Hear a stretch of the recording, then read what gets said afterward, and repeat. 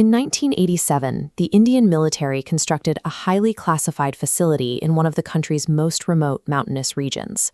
The perimeter was heavily fortified. Multiple layers of stone walls, electrified fencing, and armed guards on constant patrol ensured no one could approach or leave undetected.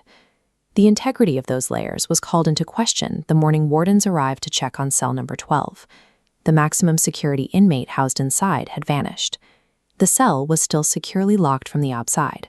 The solid concrete walls showed zero signs of tampering, and the security cameras monitoring the only corridor captured no movement at all during the night.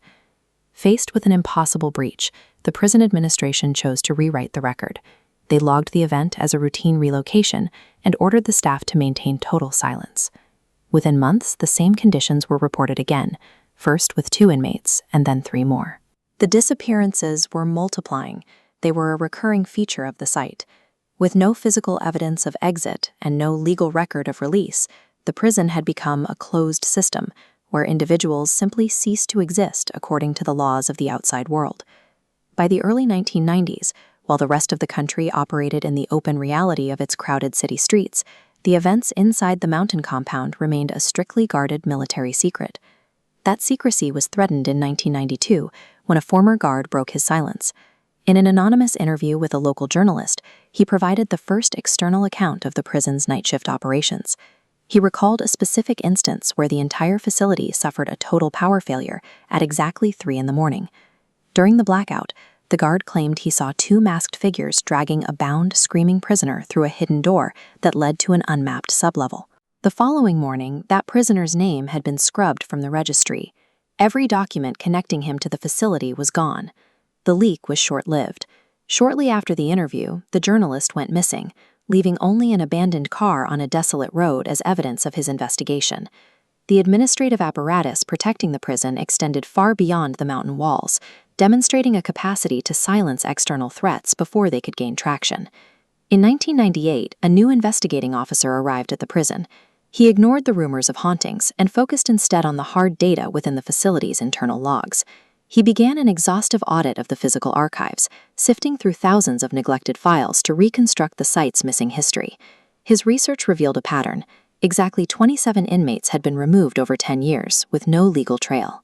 The only recurring notation found in the surviving files was the redacted phrase, "special transfer." In practice, a special transfer meant the total erasure of a prisoner's identity. There were no trials, no listed destinations, and no surviving records left behind. Seeking physical proof of where the inmates were taken, the officer led a covert team into the unmapped lower tunnels late one night.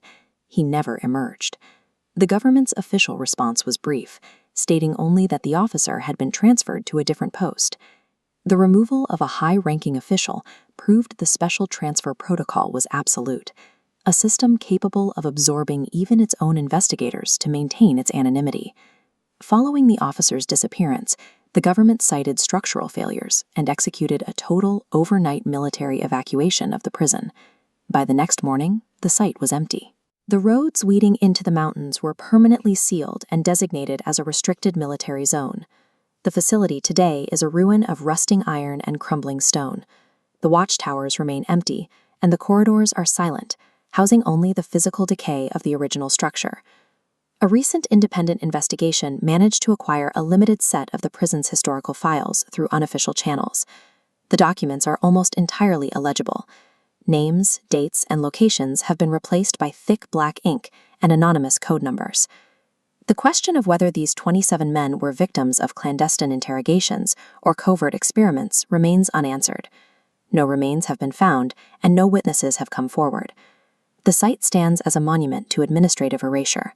It is proof that a coordinated system can permanently subtract a human being from the world, leaving behind nothing but an empty cell and a redacted file.